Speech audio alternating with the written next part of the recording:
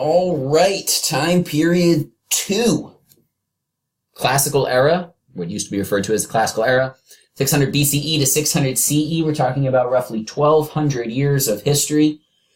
And the College Board has termed this organization and reorganization of human society. So in time period 1, we saw the birth of the first civilizations, people who are settling down, they're farming the land, they're creating fairly large and intricate societies.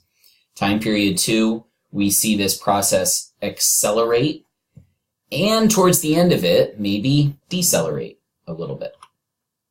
So these notes are fairly lengthy. I'm going to do them as one video, but feel free to pause and restart as you see fit.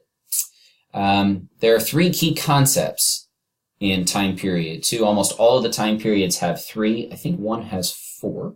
But time period 2 has 3 key concepts. The first of which is the development and codification of religious and cultural tradition. So you all know what development means. Codification is the process of writing something down, usually into laws. And so what we're seeing during this time period is the further development and growth of major, what we would consider major world religions.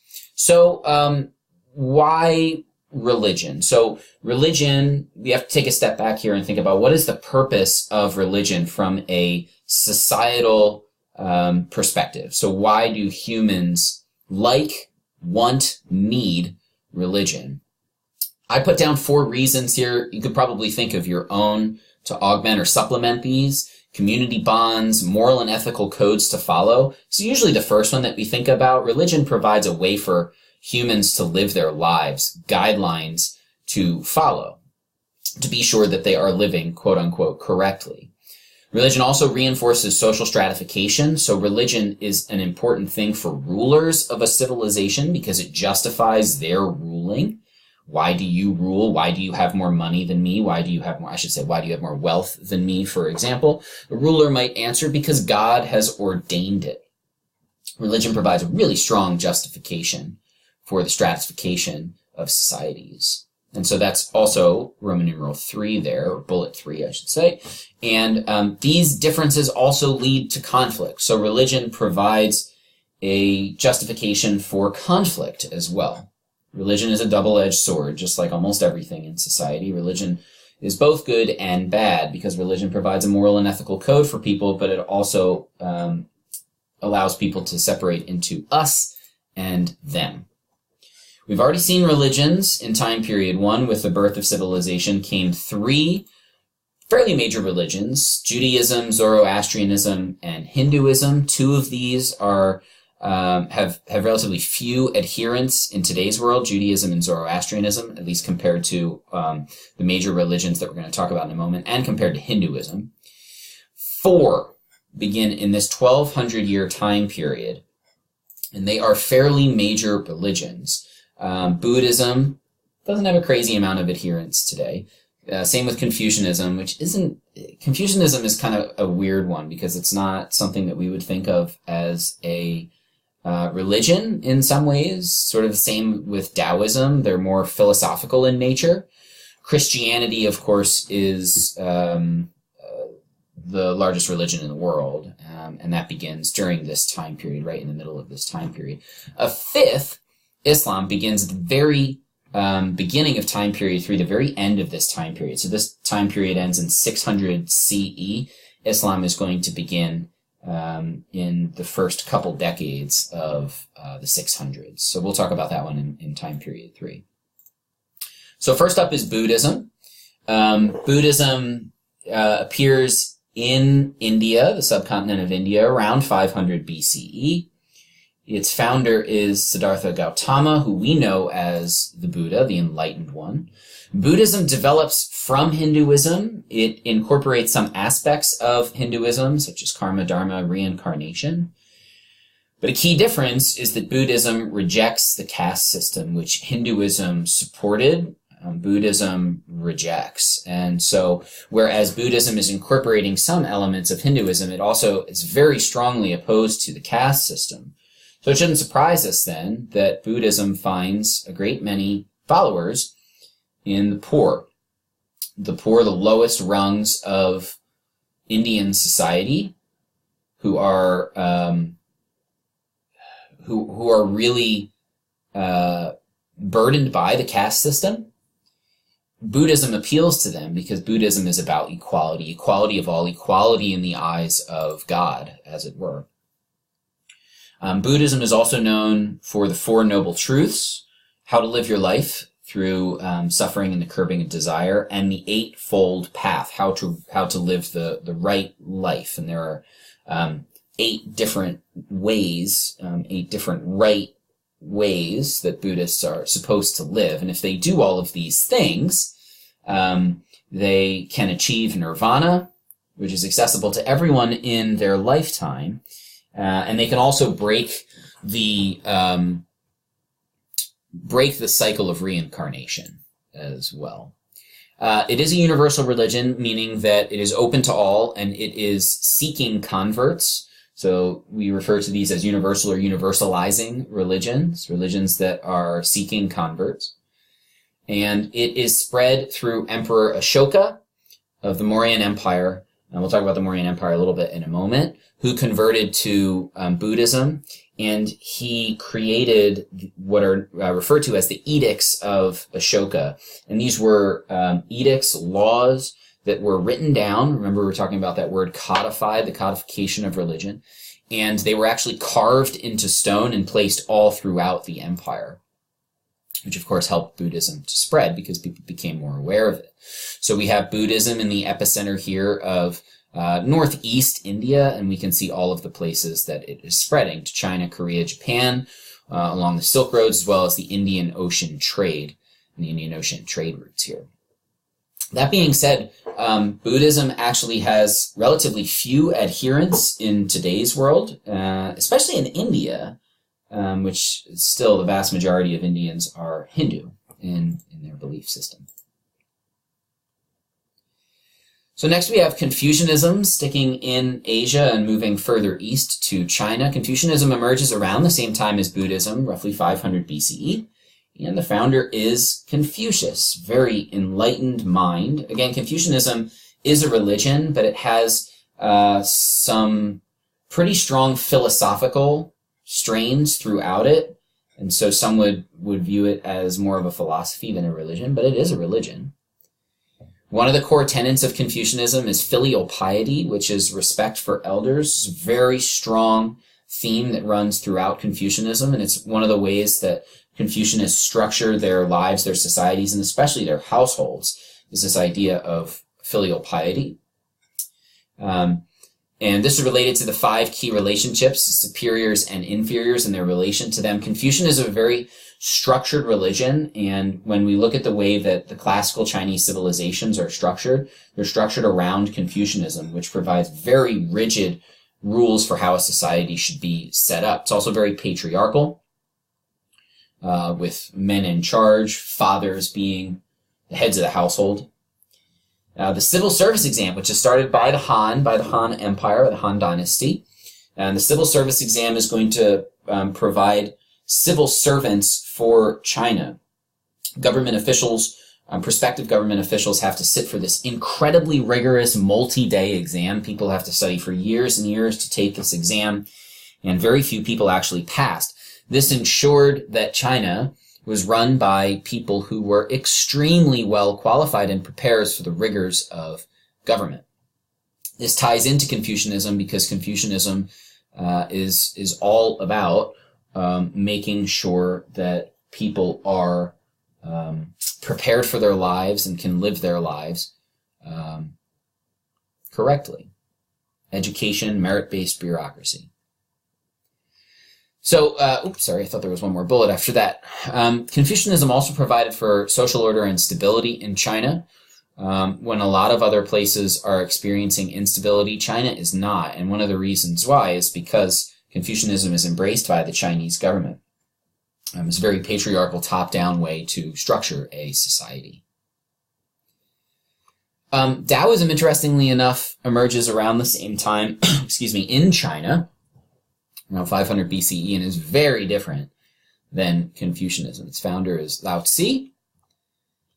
And Taoism stresses harmony with nature. You all have probably seen this image before. This is a Taoist image, the yin and the yang.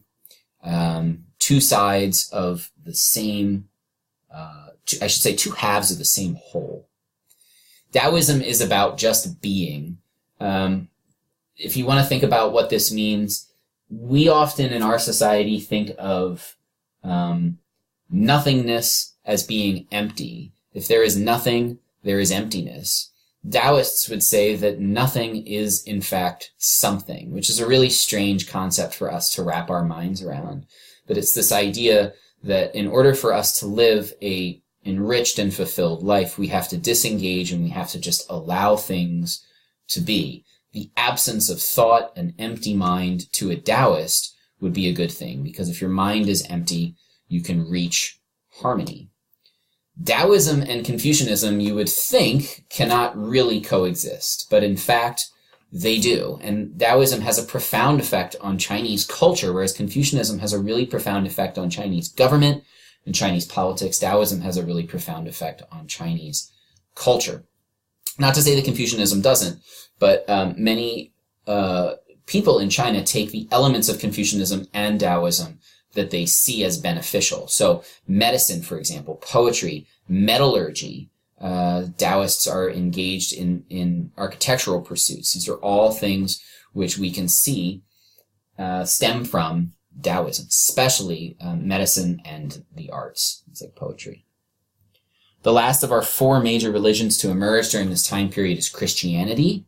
I'll go through this one fairly quickly since we live in a Christian society. Many of you are probably more familiar with Christianity than the other three religions. Its founder is Jesus Christ, roughly around 30 CE. Jesus is, of course, a Jew. He's born into Judaism, but he gains followers who listen to his message that he is the Son of God. And so Christianity develops out of Judaism, as does Islam as well in our next time period. Christianity, much like Buddhism, appeals to the poor because of its message of equality to all believers, equality in the eyes of God. It also appeals to women, as well as people who maybe don't see a place for themselves in society, because Christianity offers the opportunity of monastic life, of becoming a priest and living in a monastery and studying the ways of Christ and God. It is also a universalizing religion. At first, when Christianity emerges, Christians are persecuted by the Romans. Christianity emerges in the Roman Empire, and early Christians are persecuted for their beliefs. But ultimately, Christianity becomes the official religion of the empire in 380 CE when Emperor Constantine, this lovely fellow pictured here, he converts to Christianity and he declares it the religion of the empire. And so in this way, Christianity begins to spreads throughout the Mediterranean religion. And even though the Roman Empire collapses in the 400s, the Eastern Roman Empire, which we call the Byzantine Empire, is going to continue to exist for another 1,000 years. And they are going to develop the branch of Christianity known as Eastern Orthodox. And the Christianity in Rome and in Italy, Roman Catholicism, is also going to continue to exist and spread through missionaries, trade, and the Roman network of roads. Even when the Roman Empire falls, this network of roads and trade still exists. So those are our four major religions, but we'd be remiss in not talking about Greco-Roman philosophy as well. Again, roughly around the same time period, the height of the Greek city-states is in the 5th century BCE.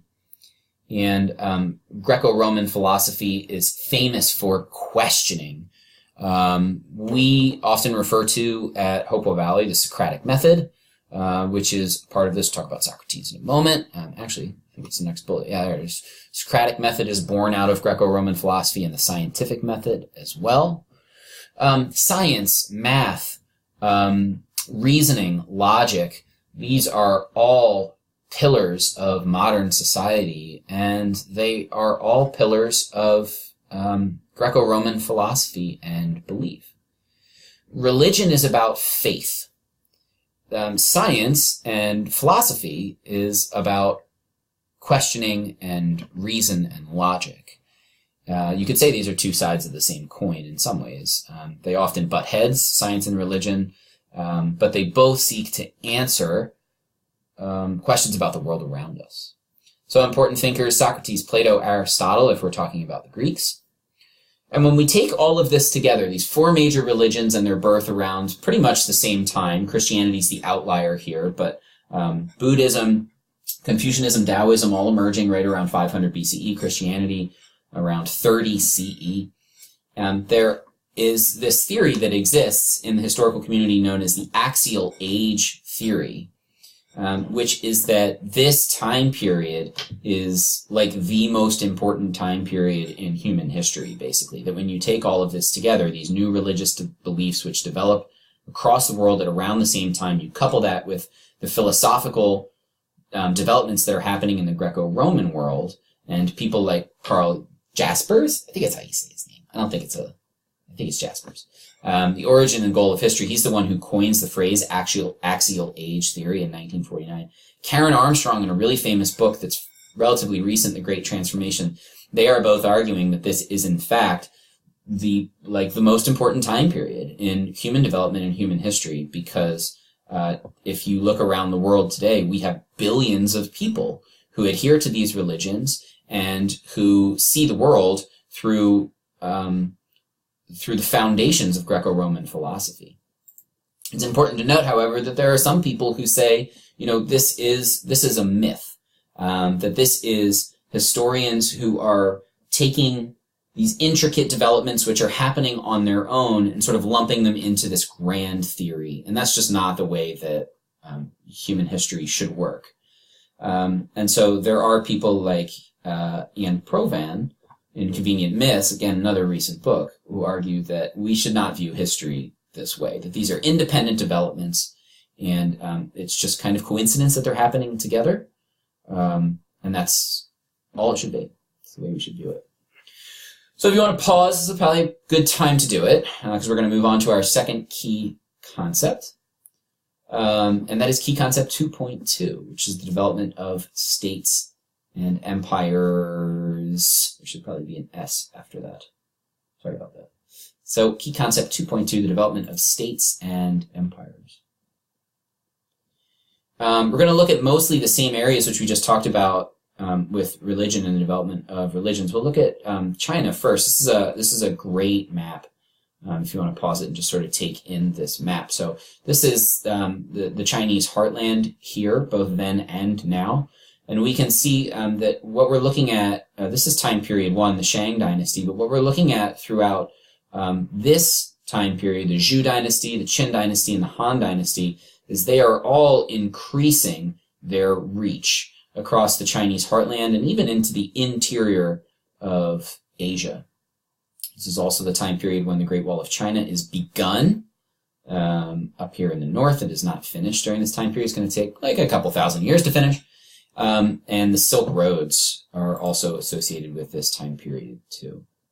So the Zhou Dynasty, which is the longest dynasty during this time period, it lasts for roughly 800 years, ends in 256 BCE, and leads to the Warring States period, where there is a little bit more disunity in China. The Qin Dynasty, which lasts for about 400 years. It's short, but it's very important. Unified China for the first time. You can see here expanding the reach of the Zhou. And despite the fact that you have a number of warlords who are fighting for control, especially in the interior here, the Zhou Dynasty is really important when you're talking about Chinese culture, political culture, like legalism. We'll talk a little bit about legalism. I didn't put that in the religion section because it's not really a religion. But the big three in terms of philosophy and ways of thinking in China during this period really are Confucianism, Taoism, and legalism, which is even more rigid than Confucianism. And a centralized government, which is, of course, important too. The Qin Dynasty are the ones who begin the Great Wall, ultimately finished by the Ming somewhere around the 14th century CE. So yeah.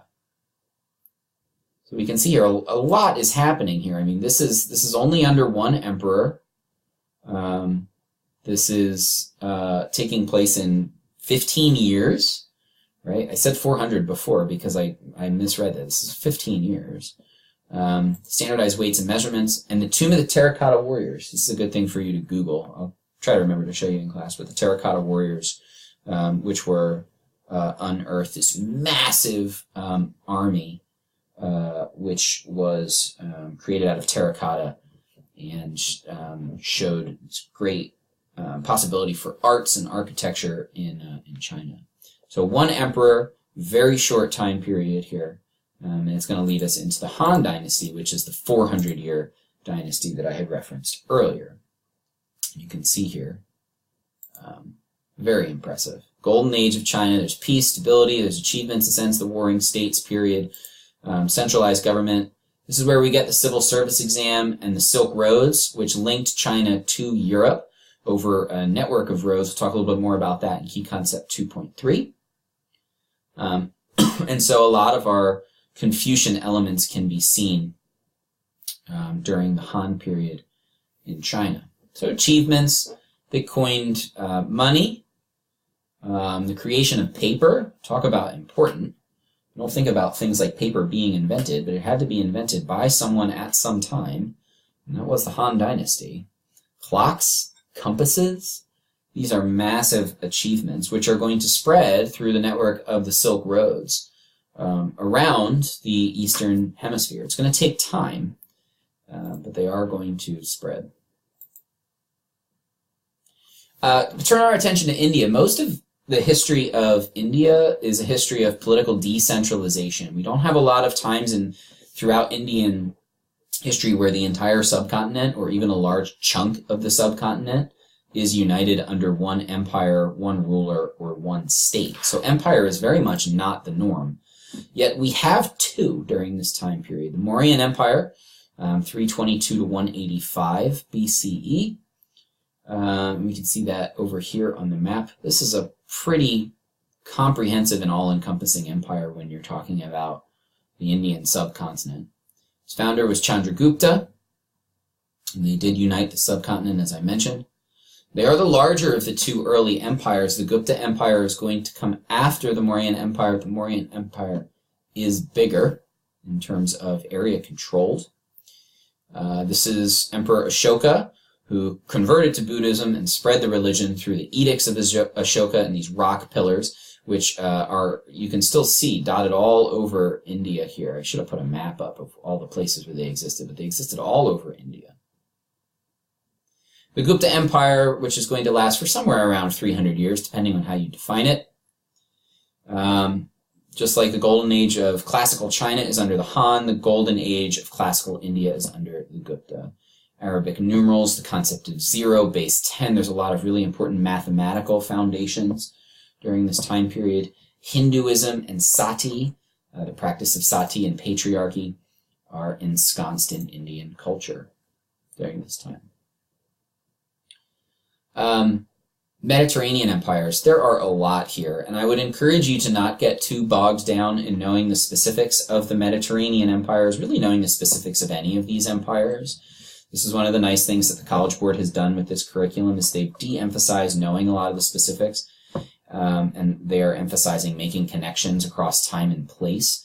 That said, the more specifics you know, the better off you're going to be. So I'm going to try to give you some of them with the Persian empires and the Mediterranean empires in general. So Persia, we're talking about present-day Iran mostly, but what you'll notice about these Persian empires is a lot of them do spread beyond that, even into Africa and Europe. Cyrus the Great built the largest empire in the world towards the beginning of time period 2. Zoroastrianism, this is when Zoroastrianism is really at its height. Zoroastrianism has relatively few adherents in the modern world today.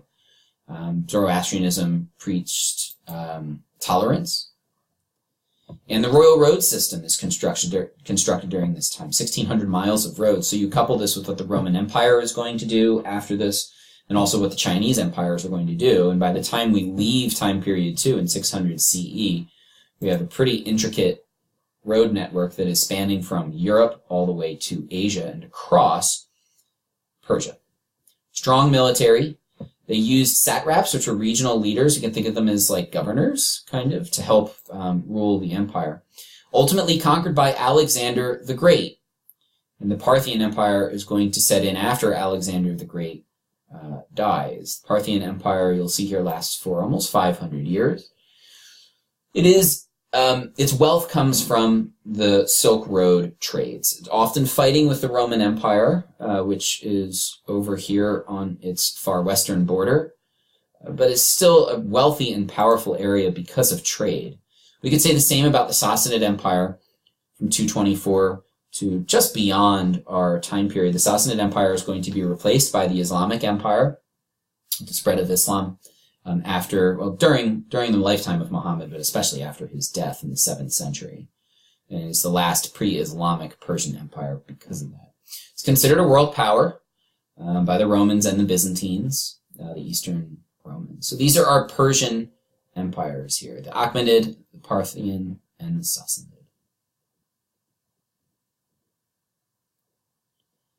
We'll plot into maybe a little more well-known territory here with Greece and Rome. So this is classical Greece. The height of the classical Greek city-states is the 5th century BCE. And classical Greece is never unified. They are a grouping of city-states. They share much in common, but they also share many differences. Many types of government, common language, common religion, common culture, for the most part. Mountainous, importance of sea and sea trading. You can see here all of these different islands which exist in the area. And the two most famous are Athens and Sparta. And when you want to look at the differences of the classical Greek city-states, there are no two better places to look than Athens and Sparta. Athens is a democracy. Athens is really interested in philosophical pursuits. And you contrast this with Sparta, which is a very rigid, totalitarian oligarchy that is very militaristic, and they fight each other multiple times during this time period. The city-states do unite to defeat Persia in the Peloponnesian Wars. Come after that, Athens versus Sparta. The Peloponnesian Wars last for about 25 years. They weaken Greece and open Greece up to conquest for Philip II of Macedonia, Alexander the Great's father.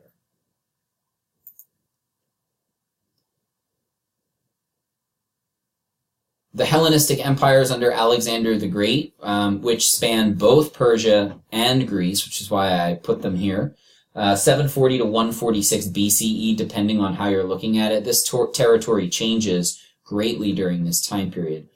Alexander the Great conquers Greece, Egypt, Persia, and northern India.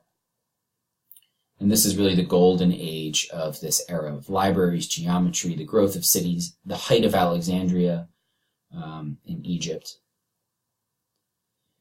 Syncretism. We're going to talk a lot about syncretic religions, especially when we get to time periods 3 and 4. We'll talk about Sikhism as an example of a syncretic religion. Syncretism is taking two different things, usually religions or philosophies, and taking elements of them and blending them together. So what we see throughout the Hellenistic Empire is Greco-Buddhism, this melding of Greco-Roman philosophy and Buddhist thought and beliefs in South Asia. Alexander the Great, for as great as he was, lived a relatively short life. He died at the age of 33 in 323 BCE, and his empire broke up into 3 pieces after that. So perhaps the most famous of these Mediterranean empires is the Roman Empire. Rome is an empire as well as a republic at different time periods, both in time period 2, however. The empire itself begins with Romulus and Remus. It is a republic first, from 500 BCE to around 30 BCE, with patricians and plebeians in the Senate. And then it is going to become an empire. Julius Caesar created a dictatorship in 48 BCE. Augustus Caesar and the golden age of the Roman Empire is soon to follow. Why is this the golden age? Because of the laws that the Romans codify. The amount of peace that Romans bring, they bring peace through the sword and through violence, but if you are living in Rome, it's a pretty good time to be there. It's not a great time to be on the outskirts of the Roman Empire because you are probably going to be conquered. All of the green that you see here is the height of the Roman Empire in the 2nd century CE. And you can see, I mean, it stretches all the way to pretty much Scotland and into Africa and into the Middle East. This is a hugely expansive and impressive empire. It's important to note that how did the Romans do this? They did this through roads, aqueducts, and slavery. The Romans were famous for slavery. Christianity, we already mentioned, becomes the official religion of the Roman Empire in 380 BCE. Oh yeah, there's another hemisphere that exists. There are a few empires worth noting in the Americas during this time period, but compared to what we see in the Eastern Hemisphere, they're pretty small and regional. The Mayan Empire, which is a long-lasting empire, if small in terms of geographic space, is going to last from 250 into time period 3, roughly 900 CE. City-states in Mesoamerica, which is, this is the Yucatan Peninsula in Mexico and present-day Guatemala here. Massive achievements, especially considering that the Mayans have no contact with the Eastern Hemisphere. So they're developing a calendar, they're developing really impressive pyramids and earthen structures, astronomy, terrace farming, pretty advanced astronomical, scientific creations, considering that they are removed from the Eastern Hemisphere, where a lot of these things are going on at the same time. The Moche in the Andes, which is like present-day Peru right here, Andean civilization, very high up, 9 to 13,000 feet above sea level. So this is where the Inca are going to be ultimately when we get to time period 4. And, oops, sorry, I thought there was one more bullet point after that. Gold, architecture, irrigation, terrace farming, human sacrifice. These are all elements of the Moche civilization. Both of these civilizations are going to fall prior to European contact in the 16th century. And so truthfully, we know very little about these civilizations today. They didn't leave writing behind. All that we really know about them is from archaeology and what has been left behind in terms of structures, in terms of trinkets and architectural finds. So let's put it all together. Key concept 2.2. So common attributes of classical empires. This is a great map for us to take a look at these classical empires. Notice that all these classical empires pretty much exist in this like zone of latitude here. Hang on to that thought, because some anthropologists and historians have some interesting theories as to why that is. The outlier, of course, is the Moche down here in the Andes. But common attributes of these classical empires required advanced bureaucracies and codifying laws, writing them down, and creating bureaucracies and bureaucrats, governors, regional rulers, these types of things. First major trade centers are beginning to develop, which are glorifying and enriching these empires, and we get these really incredible cities in Rome, in Greece, in China, in India, and even in the Americas. Really massive cities where hundreds of thousands of people are coming together primarily to trade. Food production is key to growth of agriculture as well as slavery. These civilizations are almost all of them are built on the backs of an enslaved labor force, as well as patriarchy and social hierarchies. So these are all common attributes. So comparisons. 4 comparisons that I bring up here. The Maya and the Gupta both come up with the concept of zero, again, independently. The Roman Empire and the Han Empire, both creating an intricate network of Silk Roads. Persian Empire as well, you could probably put in there. Greeks and the Romans, dependence on slavery especially. And the Mayans and the Greeks, city-states. So this is a good place to pause. Because we're gonna run into key concept 2.3. Actually, I have one more slide. This is a pretty good place to pause too. So if you want to pause it here, this is a good one. these common attributes, because a lot of what the College Board is going to ask you to do is, like I said, to make connections across time and place. And so all of these classical empires share a number of things in common, and the College Board is interested in you as students knowing, remembering, and being able to call upon those commonalities. So here they are. And again, if we want to do a direct comparison of two of these areas, Rome and the Han Dynasty are probably the two best ways to compare and contrast two empires from this time period. Heavy reliance on slavery in Rome, heavy reliance on peasants. Okay, so this idea that both empires, if we're talking similarities, are relying on the lower strata of society, but they are doing it in different ways, slaves versus peasants. Political, both are centralized. The Han Dynasty is much more based on a merit-based bureaucracy, whereas Rome is more based on dynastic, and to some extent elections, although not once we get to the empire. Economic, trade. Both build an intricate network of trade routes. Both also engage in seafaring trade. Rome in the Mediterranean region, and the Han in the Indian Ocean trade. Culture, syncretic, absorbing foreign religion in later years, achievements in law and engineering, achievements in engineering and law. Okay, so this is another great example of how to compare and contrast two empires in the same time period.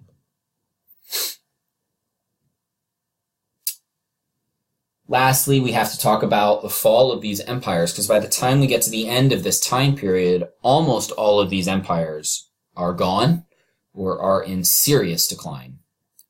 And we see a lot of similarities here. Overextension of borders, internal disruptions, the breakdown of imperial authority, political corruption and decay. A lot of the rulers of these dynasties and empires are leading very opulent and decadent lifestyles, and this is going to lead them down the road to corruption. It's also going to hurt their economies. Peasant revolts, in resistance to high taxes. In Han, we have the Yellow Turban Rebellion, which is stylized over here on the right. Groups of peasants banding together to fight against what they see as injustices. External invasions. This one is like classic Rome and the fall of Rome with the invasion. This is 410. This is the 410 invasion by the Huns from the north. These nomadic invaders. It's barbarians, as the Romans called them. 476 is the big one when Rome ultimately is going to fall. And the same thing happens to the Han with the Xiongnu in 220 CE. China is going to come back fairly quickly after the collapse of the Han Dynasty. Rome does not. And Europe is going to be plunged into this period of decentralization, really until we get to the 20th century, almost, with the European Union. Europe will never again be unified in the way that it was. Catholicism is going to unify European culture, but nothing politically. Like I mentioned before, cause of decline in the Americas is unknown because we are left with no written records from the Mayan or the Moche. Feel free to pause if you're exhausted at this point, because we are entering into our third key concept. Thankfully, this is the shortest of the key concepts because we are focusing on trade, and a lot of this has already been covered in key concepts 2.1 and 2.2. If you take a look at the graphic here, I love this graphic. This is a great graphic to, I think, help you visualize different networks of trade and to show the way that trade overlapped. If we were a merchant in Rome, we would trade in goods from all of these networks.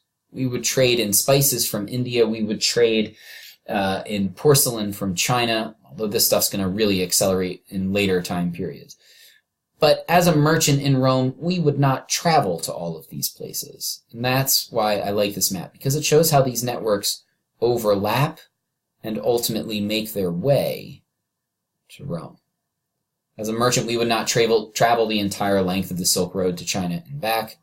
We would have series of stops along the way, with different merchants operating in different areas, over land and over sea.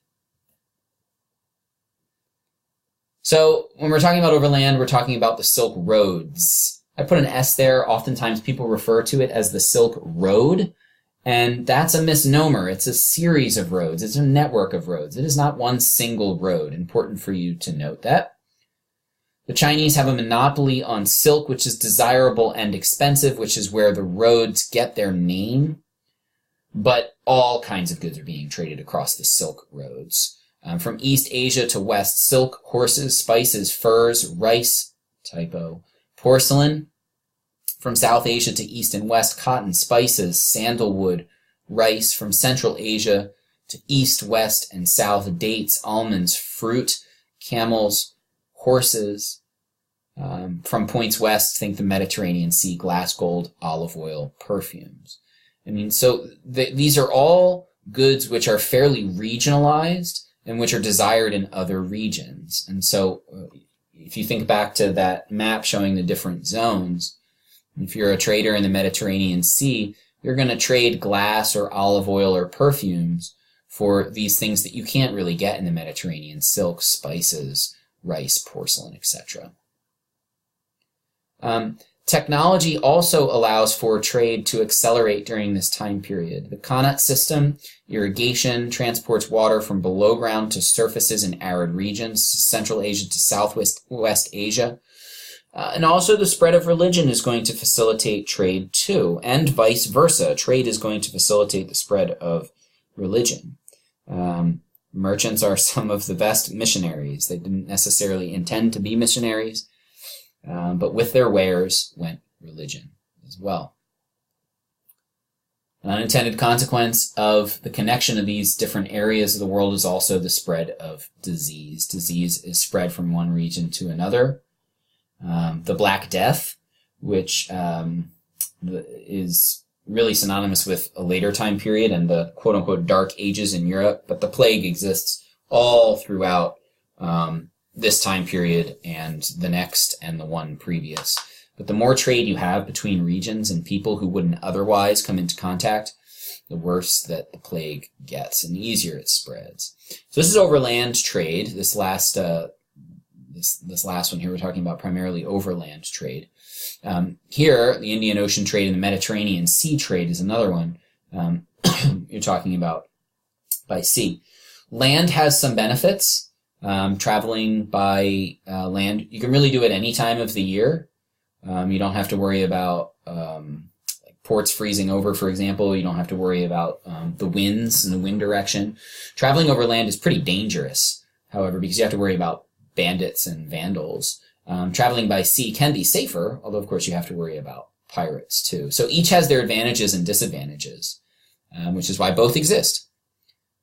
The Indian Ocean trade is the largest sea routes until the 1400s, when the hemispheres are going to be linked, and then you start to see global sea routes emerge in the 1500s and 1600s, although pretty slowly, connecting all of these regions here. And as I mentioned, the Indian Ocean trade depends on the monsoon winds. And so that makes trade both easier and harder. When the winds are with you, trade is easier. When the winds are against you, it can become near impossible. This is important for us to know as students of history, because this is what's going to help encourage scientists from all across Asia to study things like the monsoon winds and how to better travel across sea. And you have to see a lot of different technologies that are going to emerge out of the necessity of facilitating trade. Dhows are an example of this, small but seaworthy trading ships used by Arab merchants. The lateen sail, which is a triangular sail, which is more efficient than the old square sails that we saw used time period 1, really in time period 2 as well.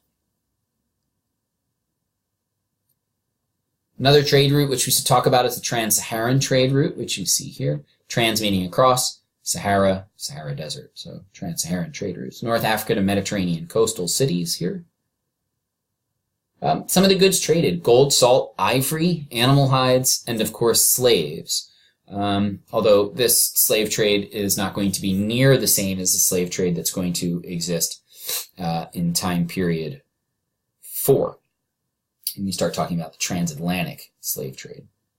And in return from the Mediterranean, dates, cotton, dyes, cloth, leather, and glass. And hey, you got the camel.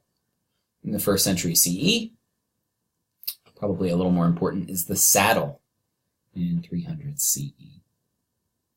So some other notable trade routes, which I won't go into detail about. The Mediterranean Sea, I mentioned that one before. The sub-Saharan trade routes, so below the Sahara Desert, trans across, sub below. The Bantus and the migration of the Bantus, which we'll talk about a little bit later in the next time period 3, are connecting sub-Saharan Africa to East Africa.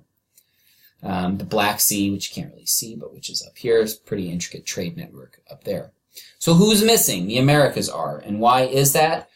Because trade is a little bit smaller scale. The geography of the Americas, as well as the fact that there are no large domestic animals and no wheel, makes overland trade really difficult, as well as just north-south trade in general, even by sea, really difficult.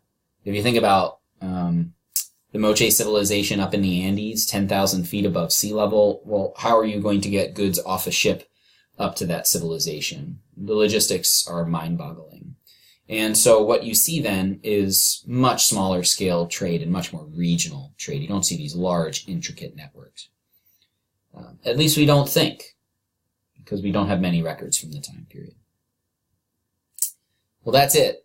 You've survived. Time period 2, key concepts 2.1, 2.2, and 2.3.